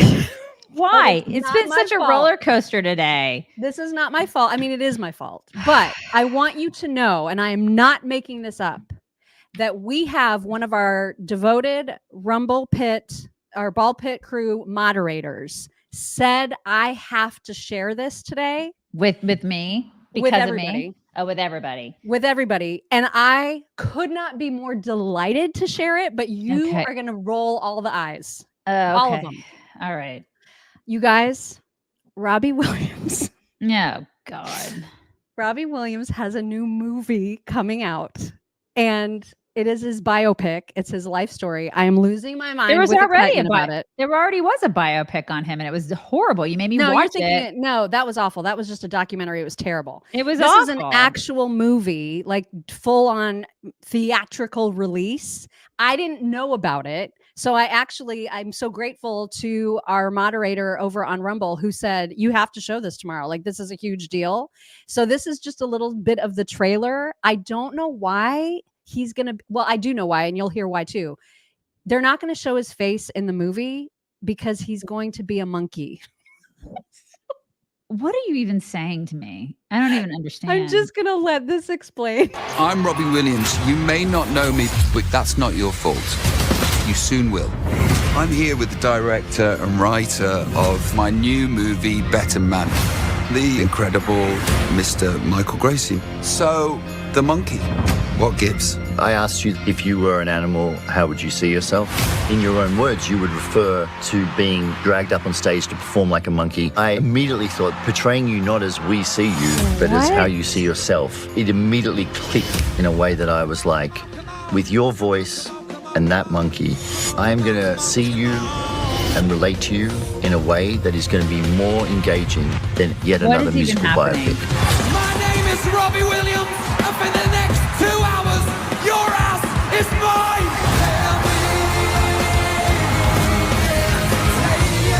This is the dumbest shit I've ever seen. That could be I the will dumbest. be there opening night. I will be there. Of course you will. Opening night. And I will not be with you. That looks like the dumbest shit I've ever seen. What are they doing? What are we doing?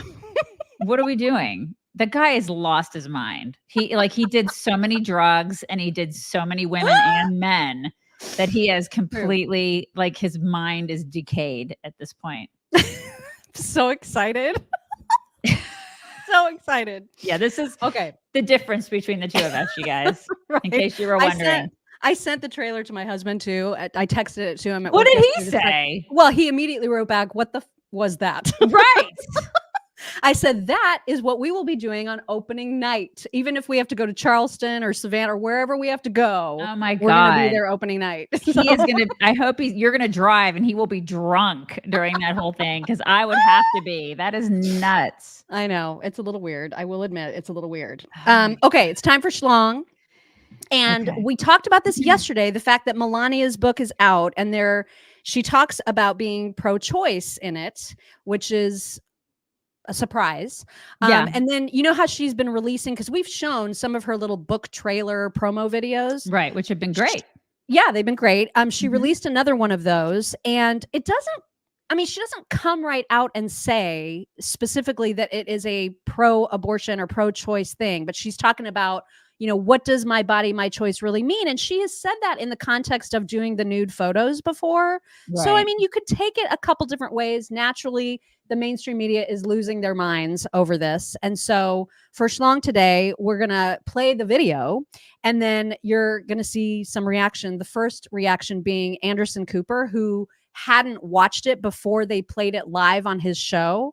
And he's like totally making fun of it. Individual freedom is a fundamental principle that I safeguard. Without a doubt, there is no room for compromise when it comes to this essential right that all women possess from birth. Individual freedom. What does my body, my choice really mean? Sorry, it's the first time I'm seeing that. That's the weirdest promo I've ever seen. Like the lighting. Sorry, I've written 4 books. I've never seen a promo like that. Sorry, wow. Body. That was a little dramatic. It was a little dramatic, right? A little dramatic, Anderson. I've written 4 books. Let me get that plug in. Right. And I've never seen a promo like that. Okay, Nepo baby, get over yourself. Right. God. Well, and then loser. The MSNBC. I'm trying to think. I can't read my own writing, but there was some strategy discussed on, did like Melania do this on purpose as some sort of strategy to appeal to moderate women in order to maybe make them think, well, Trump may be pro-life, but at least he has Melania in his ear, so maybe he won't be. No, I think this is what she thinks. I think I do too. I think she is her own person, and people just don't like that she is her own person. She has her own thoughts. Surprise. Yeah. And he doesn't control her, even though I think that people think that he does. And he doesn't control her, just like she doesn't control him. They're very individual. And listen, I'm not voting for her. I didn't vote for Laura Bush. I don't even know who Mitt Romney's wife is. Somebody's gonna have to tell me. I don't remember. I think it's Anne. I think her She's name's that Anne. forgettable. That forgettable. I don't know who she is. So I honestly, there's a lot of, I'm not happy about this, that she is pro-choice. If she is in fact pro-choice, I don't agree with her on this. I do still like her. I like her on a lot of other things. I think she's a classy lady. I like other things that she has said. I think she'll be a fantastic first lady. I don't agree with her on this one particular issue. It's not a deal breaker for me. I just don't see what the big deal is. It's not a big deal. It's causing a ton of reaction. Here is, I don't even remember who, from MSNBC. Elise Jordan is back with me. That was a very moody video. Look, the Harris campaign Chris. I'm sorry. What are you sorry about? Let me read what the Harris campaign put out, okay?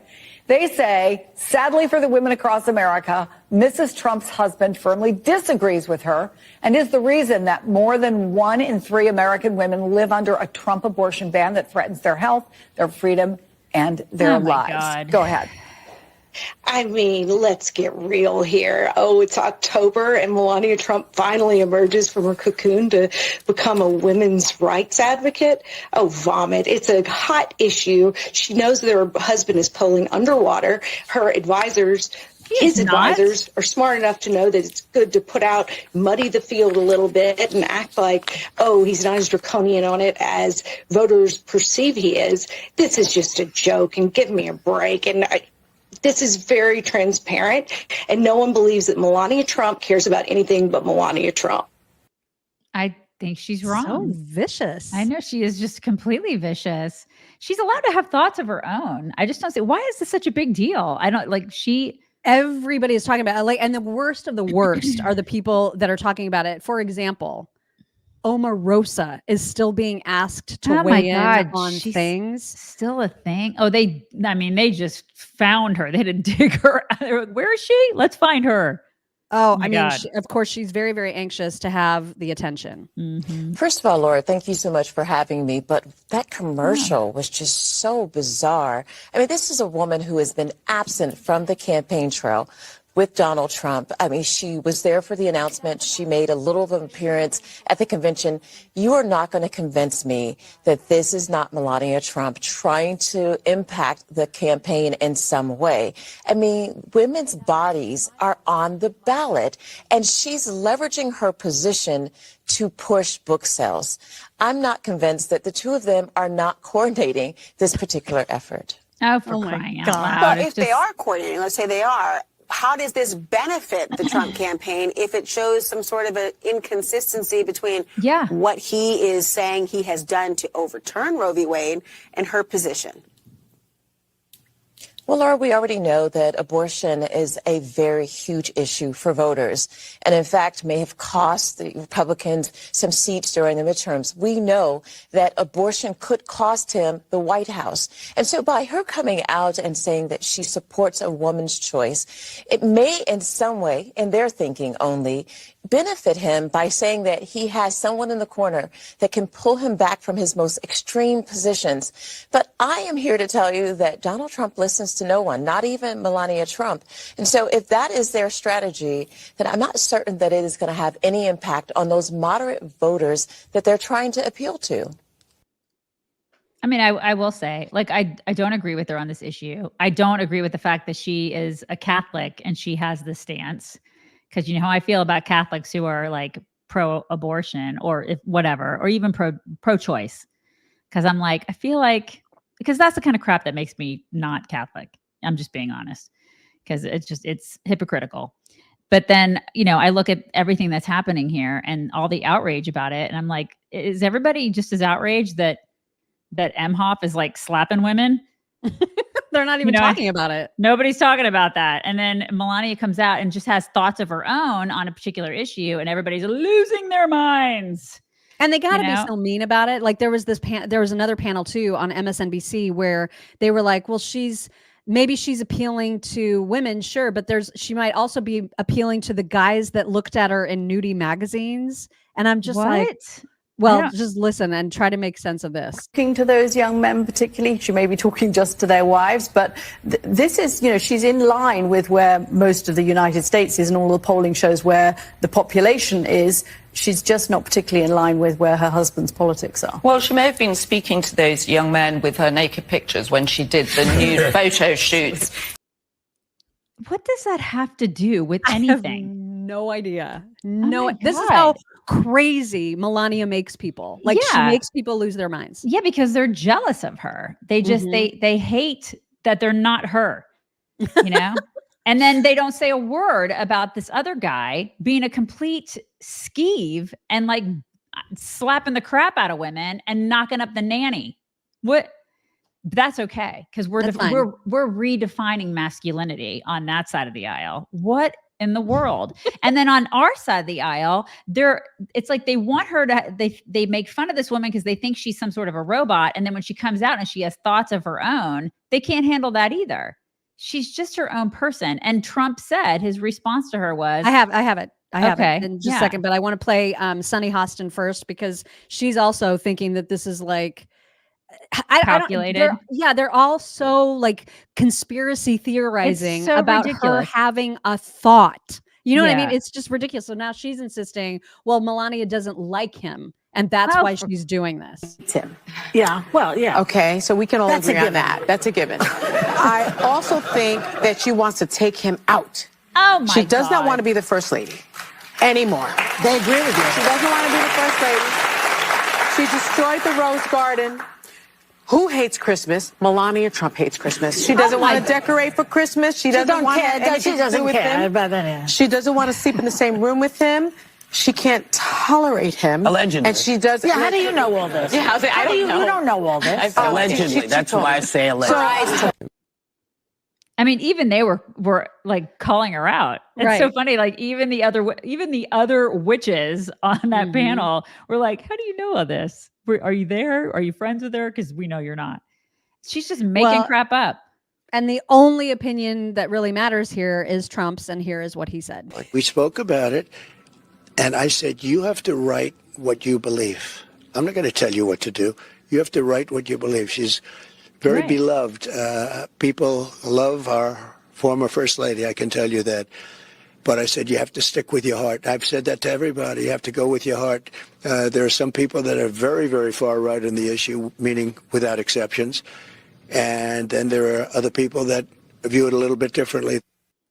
Oh my gosh. Wow. Trump loves his wife and respects her individuality. Go figure. Oh my God. We should complain about that in some way. I know. I mean, it doesn't fall into their narrative. Surprise. So dumb. All right. It's time for your DD. Okay. We're going to talk about fat people. Because people don't like it when we do that. They get really mad. They get really mad if we mention fat anything or obesity or whatever on our show or in shorts or whatever. I get a lot of crap for that. I got a lot of crap the other day for a short we did because there was a woman, we'll play the video, but it was a woman complaining about not being inclusive enough, Old Navy not being inclusive enough in their sizes. And we were just joking. And man, people get really vicious and angry about. And apparently she's like a prominent person of some. Yeah, they get really mad. But anyways, you sent me this video of this. No, I've got the short first. You're going to do the short. We're going to do the short first. Okay. In case people didn't see it. All right. So this is a short we did the other day that our producer sent us, or she showed us this video, and we just responded to it. And man, the backlash we got was just crazy. Are we a joke to you? Are your plus size customers a joke to you? You made these shirts for this demonstration that the CFDA and Vogue are putting on. Fashion for our future. And they stop at an XXL. They don't even come in plus sizes. But you continuously want to center plus size bodies in your marketing and not in your stores. Use us in your advertising, use us in your mission statements, and continue to intentionally exclude us from every single aspect of fashion when it matters most. We're talking about voting. Oh my God, she mad. She really mad. She's rabid. You think that anger would burn some calories. I mean, I lost it when you said that. I was not prepared. So people got mad that I said that. People got really mad and they're like, you're fat shaming. I wasn't really fat shaming as much as I was anger shaming. I feel like that was angry. She was so angry. That's it. I mean, she was really pissy about a subject that I don't know why she was so mad about the inclusive sizing. Like nobody owes you anything. It was an entitlement thing for me. I don't think that anybody owes you anything in this world ever. So if you feel like somebody's not making the right size of clothing for you, perhaps you need to do something about your size. It used to be that you would go into a doctor's office and they would say, you're 50 pounds overweight. You need to do something about that. They don't even do that anymore because it's not nice, you know? Well, and it's a problem to glorify really bad behavior. And we're seeing more and more of those videos of people that just like eat as a fetish because other people have fetishes about watching giant people eat. And that's so gross. And it has obvious consequences. Yeah. And people were, it does have obvious, because you don't really see a lot of obese people making it to 100 years old. You know? And so I look at that and I'm thinking, okay, like people will say, if you're obese or if you're fat, whatever, you can do something about it. I know that some people have health issues, but for the most part, you can at least try to alter your lifestyle to do that. It's different if you have, you know, people say being fat is a disease. Cancer is a disease. You know, there are other, I know diabetes is, I get it. People be like, I'm diabetic, I'm this. Okay. But there are certain things that you can do to alter your lifestyle to help. Listen, everybody, we've struggled. You and I, weight is a problem. I get it. People struggle with weight every day. You have to make decisions every day to make sure that you don't get to be 300 pounds. I would love to eat all sorts like donuts every single day, day in and day out, 24/7. It'd be freaking awesome. But I don't, because I know that I can't, because I don't want to become 300 pounds. And so there are just certain things that I do. I think it's a responsibility of people to make sure that they keep that in check, right? Is that a bad thing? Is that It's a bad not thing? a bad thing. I mean, there are, you know, some people really, really struggle for valid and legitimate health reasons. Right. And we don't, that's not an issue like that. Those people, I would hope, are not the ones that are making the crazy videos where they're shoveling food in their faces as a form of entertainment. I mean, that's what I have a problem with. And all these people, and maybe that lady that was in your video or in that short to begin with, I don't know who she is, but she clearly wants to be her size and wants to promote being that size. And that is not okay. And it leads to the second video that I shared with you, that there's a logical consequence to this kind of glorification. And it looks like just because I'm fat, that doesn't invalidate the things that I say. She died. You ready to get supersized? She died too. I've got 3 McDonald's breakfast sandwiches. Which one's the best? He's dead. Join me on my Fat Positive radio show. Which didn't last long because she died. I mean, what are we doing? Yeah. Well, we're glorifying it. And we're saying you can't shame people. You can't shame people for anything, any behavior, whether it's getting abortions or being fat or doing anything. You just can't shame anybody nowadays. You can't do it. We can't shame any sort of bad behavior these days, because then you're a terrible person. And you would not believe the comments that I got on that. It's like, I'm no longer subscribing to this anymore because you two are bullies and you're fat shamers. I just made a joke. I thought she was a little angry. You know what I mean? And I didn't really like her entitlement mentality. I don't think, and that's right. Off, man. People got mad. Crazy. So I just think that there's we need to kind of alter our thinking a little bit about that. There needs to be some healthy shame brought back to a lot of different behaviors in our society. A lot of them. Mm-hmm. All right, just a couple talks because we're running late, and I have a house cleaner coming to get my house ready for pictures to get it sold, and so we're going to make these quick. You My should Pillow Toks. Bury one of those things in the yard. Who's the saint of moving? You guys know the saint? I did that when we sold our house, and it worked. I don't even know what you're talking about. You don't know what I'm talking about? There's a saint you can bury in the yard. You guys know who I'm talking about? It's a you guys know the saint. It's a tiny, you can order a little saint. Saint Joseph. I think it's Saint Joseph. Yes. Thank you. Saint Joseph. Order a Saint Joseph from Amazon and just bury him in the yard and you'll sell the house. Okay. All right. I'll think about People that. are like, it doesn't work. You're taking up more of the time though that I don't have. Oh my God, it's fine. We'll get out of here. Okay, so really quickly, because I probably won't play all of these. I had so many to share, but we're just going to show a couple things. For example, horses do not like fake horses.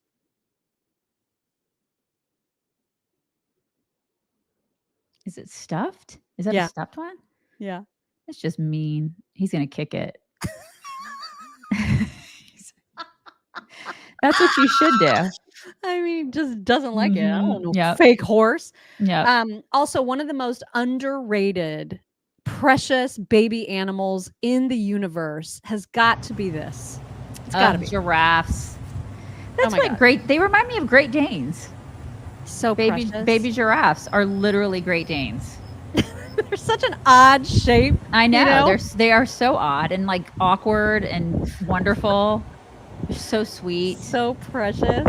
I love them. So gangly and precious. Oh, I just love them so much. Also, you know how I want a German short hair pointer. The first dog that you're going to see, I think there's just 2 dogs here, but I love the kinds of dogs that jump super high to jump off of a deck into water for no reason. Like they could just jump, but these dogs really jump.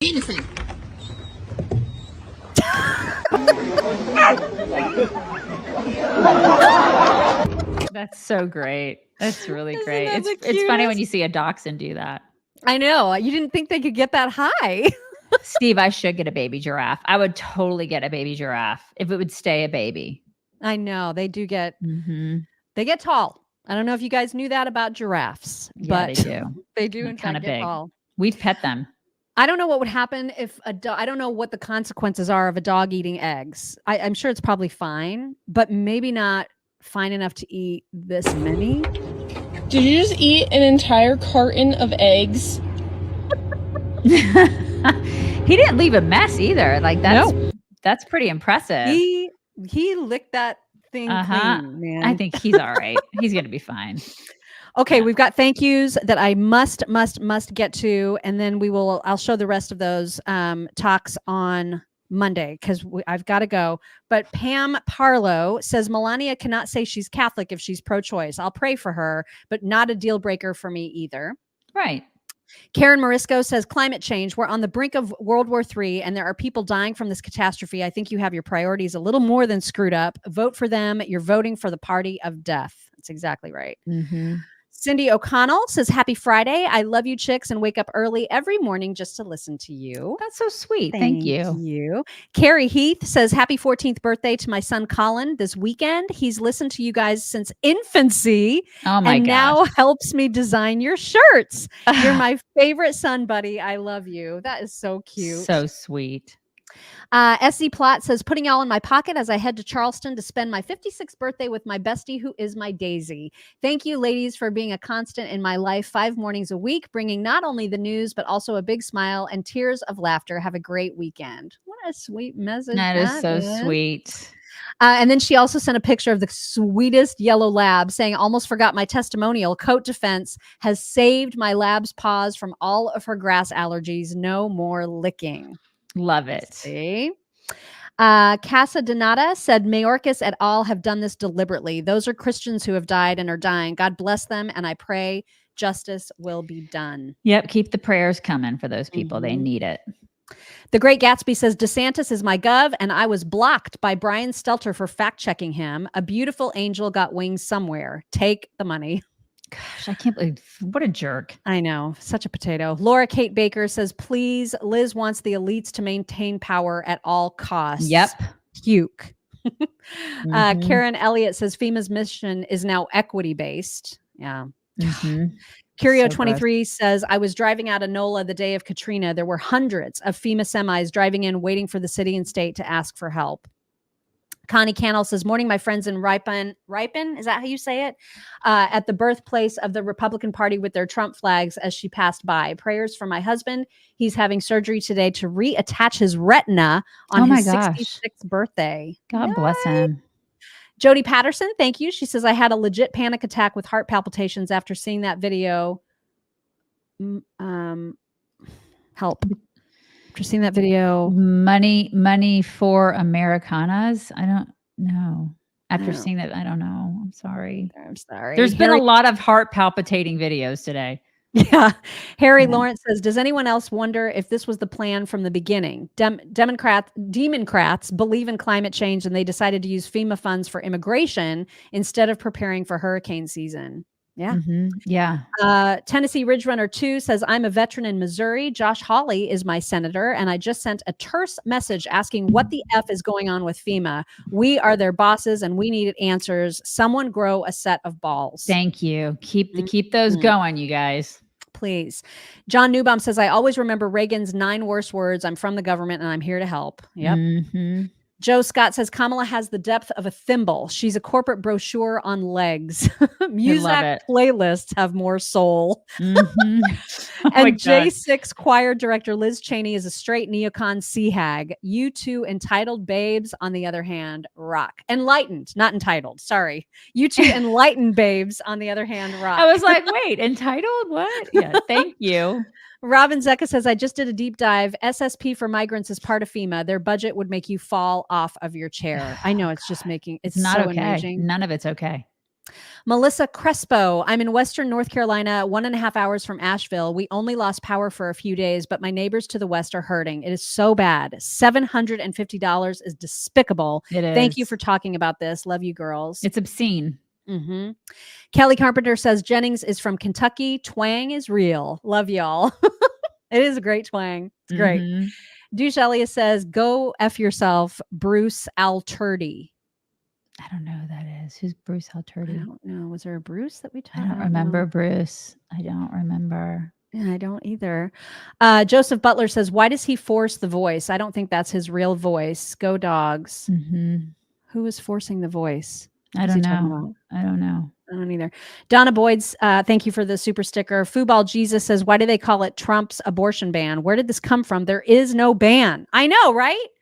Jose Rodriguez says, hey, Daisy, you should get a giraffe. Morning from Texas. Good morning. Suki says, Biden is an asshole. You can't say it out loud, but I sure as hell can. And Minnesota Solar Baby says, Walls acts how people on The Price is Right, whose name is called, and they come come down screaming and waving. He is a game show contestant, isn't he? Yep. He totally is. Yeah. You guys, there will be no flaps today because she is in a total hurry. I can tell. I have to go. I'm sorry. She is in a big hurry. I'll make it up to you next week. Everybody have a wonderful Friday, a great weekend, and we will talk to you on Monday.